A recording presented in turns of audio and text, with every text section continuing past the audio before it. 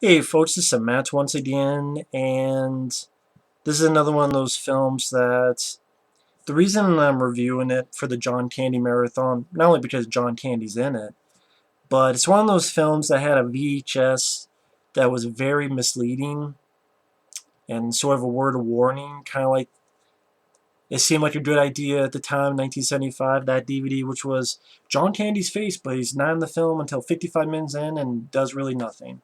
Here, Daily Companion, aka Double Negative. I think both of those titles fucking suck. You had a VHS where on one side is John Candy and the other side it was Anthony Perkins. I don't put that cover as the thumbnail to this as well. And I don't know if this film is out on DVD, but I saw it because it was on YouTube. But for those who ever find this VHS, or even back in the day before you had internet, before you could look this shit up, you would have this VHS, John Candy, Anthea Perkins, and then someone saying a first-rate mystery thriller. It's funny, it's a quote, but there's no one, like from the LA Times, from the New York Times. No, it just is a first-rate mystery thriller. I guess the director decided to fucking say that himself, but he couldn't quote that. He could quote, but he can't admit it. I don't know who the hell called it a first-rate mystery thriller. It's a first-rate fucking dull shit. It's a first-rate dull thriller. It's a first-rate fuck stick of a movie based on the novel The Three Roads by Ross Macdonald. Well, hopefully the novel's better than the movie. Yeah, John Candy, he's on the cover. People say he's in the film. He's in the film 50 seconds. When you get past the first 5 minutes of the film, he's no longer in the movie. So if you watch this for John Candy, you're shit out of luck. He's in it for a tiny role. After the first 5 minutes, there's no more of him in it. Anthony Perkins, he is a supporting character. He's the third main character behind the lead guy, played by Michael, get his name right, Michael Sarrazin, and then a woman, Susan Clark. And then Anthea Perkins is the third lead of the film. But yeah, I think this was directed by someone who worked on SCTV, so he got some of those guys in it. For example, Catherine O'Hara, who was in Home Alone later on, she has a bit role in this. I think Joe Flaherty, even said his last name wrong, he has a bit role in this. Dave Thomas and Eugene Levy has a teeny tiny role in this. Even nothing to do with SCTV, but I believe this was a Canadian film. Michael Ironside has a teeny tiny role in this, which surprised me. Holy shit, it's Michael Ironside. And he shares a screen with Anthony Perkins. They don't have any dialogue with each other, but they kind of, but I'll get to that. This movie is a pile of nothing once again. Like, it seemed like a good idea at the time in 1975. This, yet again. Daily Companion, also known as Double Negative, came out in 1980. It looks like a TV movie. I know it's not a TV movie, but it looks like it's shot as a fucking TV movie. It stars Michael Sarrazin, who, if you ever seen The Peacekeeper with Dolph Lundgren, the bad guy in that is the lead guy in this. About 2 minutes and 50 seconds, maybe 3 minutes in, you have John Candy.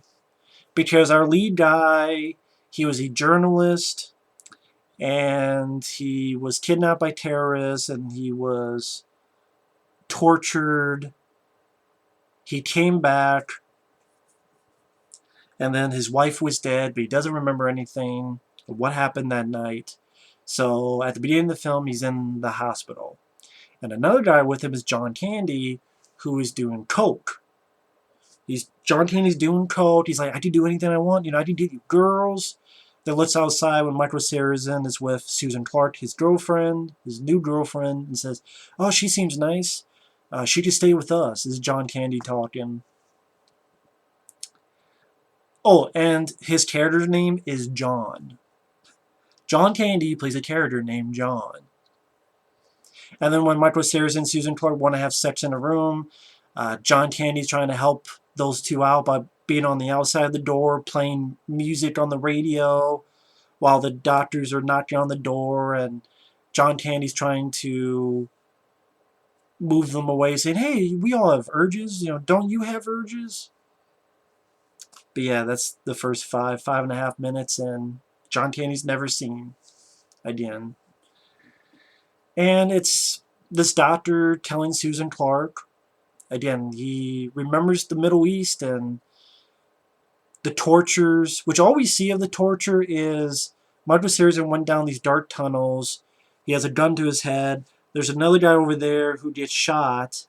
And the guy, Michael Sarrazin, keeps saying, I'm a journalist, I'm a journalist. The gun shoots, but there's nothing there. There's no bullets in it. It goes. So he remembers that, but the night he came back to his wife, doesn't remember her death, anything of that nature. And I guess that bad memory is why he's already fucking this girl when his wife's dead. He doesn't remember that his wife's dead, I guess. As we find out a little bit later.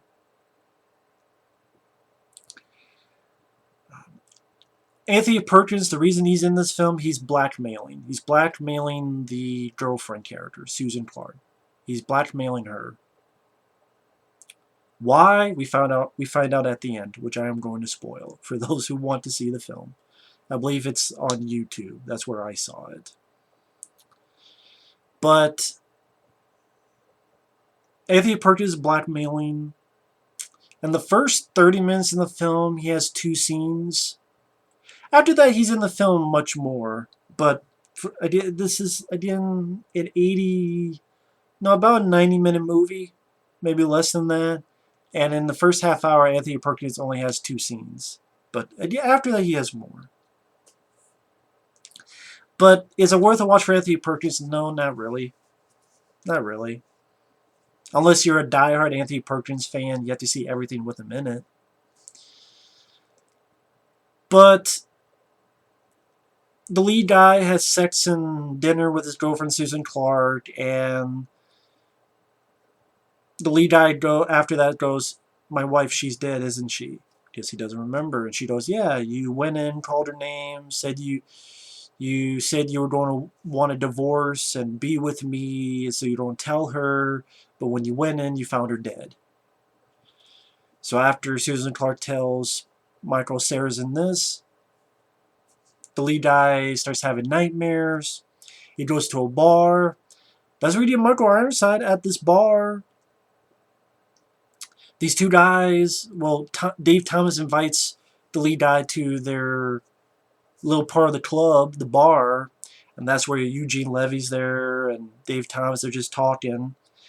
And Anthea Perkins is also in the bar. And it looks like he's kind of talking with Michael Ironside at the bar, but you don't see like them exchanging back and forth words.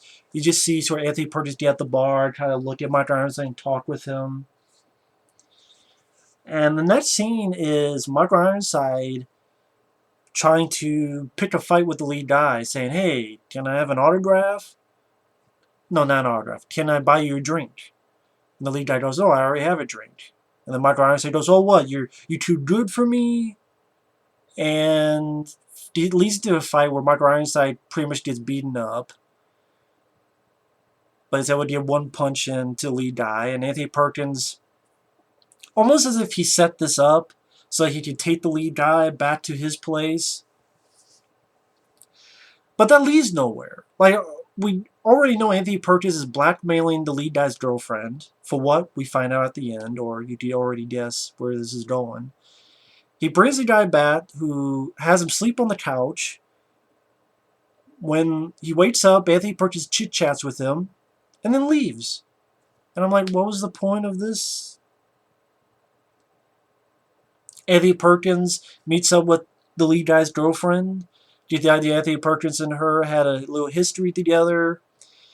She gives him some money. He says, no, this is not the end of it. Because, hey, $2,500. He says literally this dialogue. And I'm like, poor Anthea Perkins has to say this shit. He says, what does $2,500 get you today? a bag of dog biscuits, and a disposable douche. That's literally, you give Anthea Perkins. You know what $2,500 gets you today? A bag of dog biscuits and a disposable douche. Yeah, that's what this movie is, a disposable fucking douche.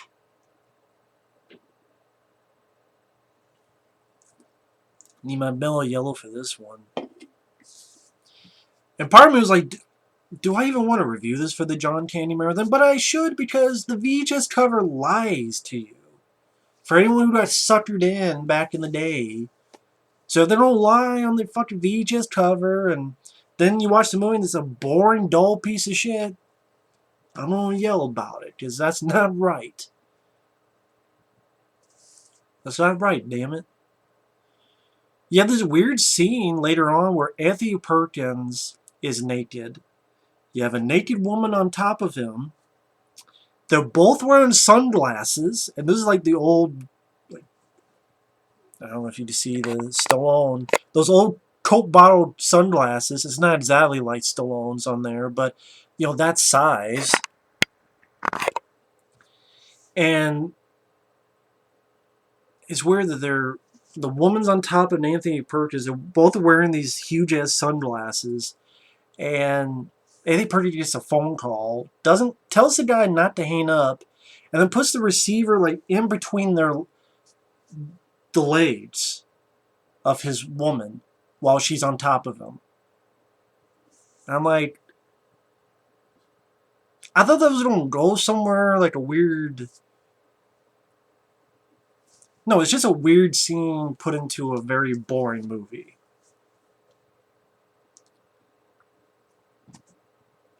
It's like, okay. And then that's when the lead guy's girlfriend pops in Perkins' place, because she finds out, why did you take, him to your place? Leave him alone. The lead guy, like I said, he was a journalist. He's looking into his wife's death and talks with people. Talks with one guy who's feeding ducks. Talks with another guy who apparently took his wife home that night.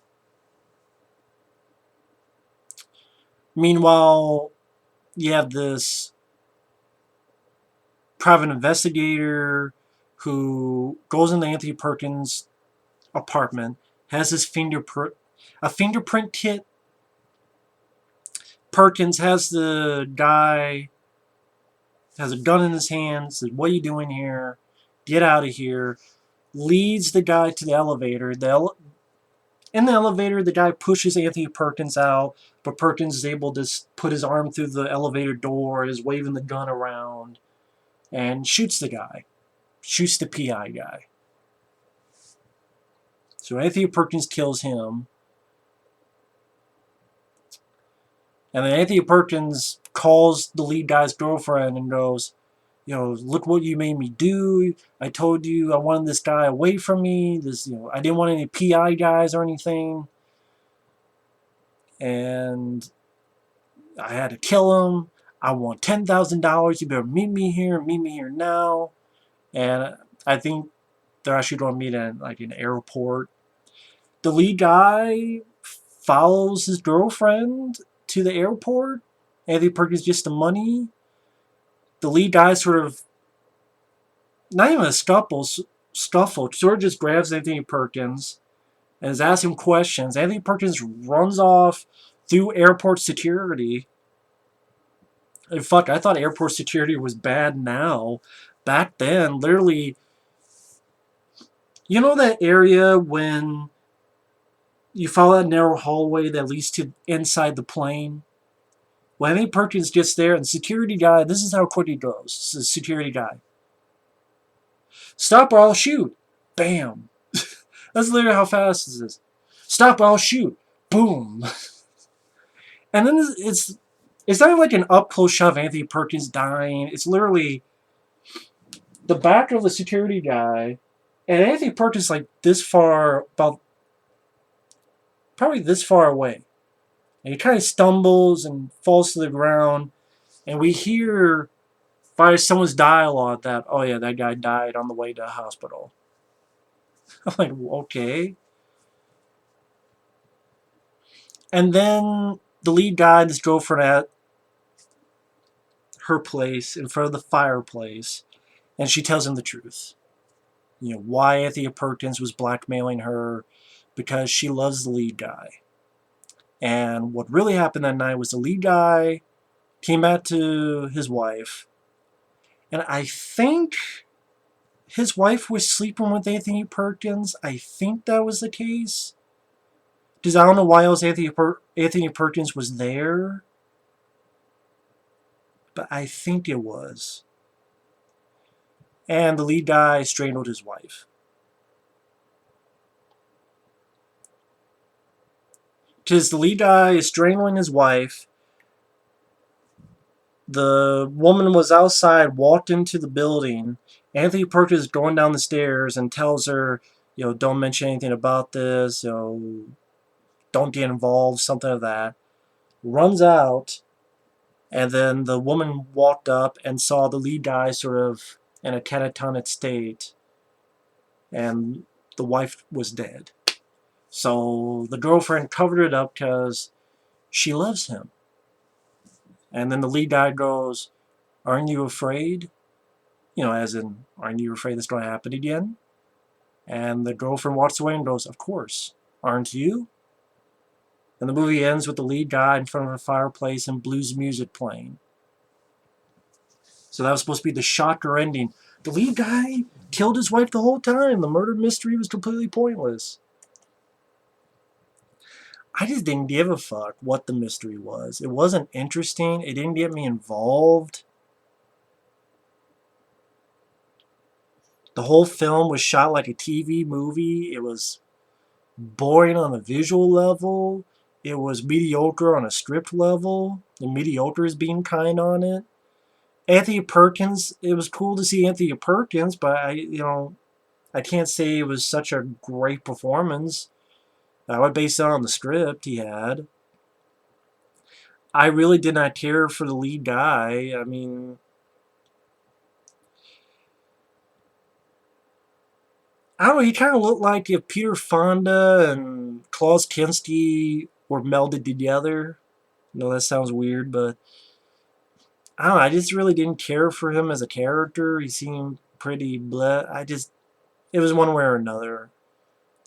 The only interesting parts were seeing some of the cameos. Like, oh shit, there's John Candy at the beginning. Oh shit, there's Michael Ironside. Oh shit, there's Dave Thomas. He's the guy who was with Rick Moranis on the movie Strange Brew. And they had done SCTV. Oh, there's Eugene Levy. I spot him and then you miss him. Catherine O'Hara, I remember she was in Home Alone. That's really it. I mean, Anthony Perkins. Yeah, that weird scene where they're both naked and the woman and him are wearing sunglasses and he puts the phone receiver between both of their legs and you're like, the hell is this going? I just showed that Anthony Perkins is a weird guy and a horny dude. Of course, it's more ironic because I think Anthony Perkins was gay. I believe that was the case. So it's just weird that, well, it's not weird. He's playing a character, but I can imagine what he was thinking. Like, oh, okay, he's a gay guy, but he's gotta not only be in bed with a naked woman and wearing these fuck off sunglasses, but he's gotta put a phone receiver between their legs. It's like, gay or not, you'd ask the director, like, are you fucking serious? Like, what are we doing here? But yeah, this movie. What is there to say about this movie? It's a whole pile of nothing. It's a very dull, slow, boring mystery that does not have any. The resolution is unsatisfying, and it's kind of like a blasé. I mean, fuck, you might as well have had the whole thing. It was all a dream. That'd be the only thing that would make it worse. It was just a blasé, meh ending, not satisfying. Lead performance, meh. The not exciting, not mysterious. which is tough when you're doing a mystery movie that should be a little bit mysterious. No atmosphere. I know I repeat myself, but it's shot like a fucking TV movie, and it's a fairly dull affair. It's just really nothing to it. Some bad pieces of dialogue, just a lame as fuck movie. And yeah, it's pretty shitty when they released this that they marketed it as starring John Candy. There's his face. And I'm like, he's in it for... After the first 5 minutes, he disappears. And even within that 5 minutes, he's only in it for 40, 50 seconds at most.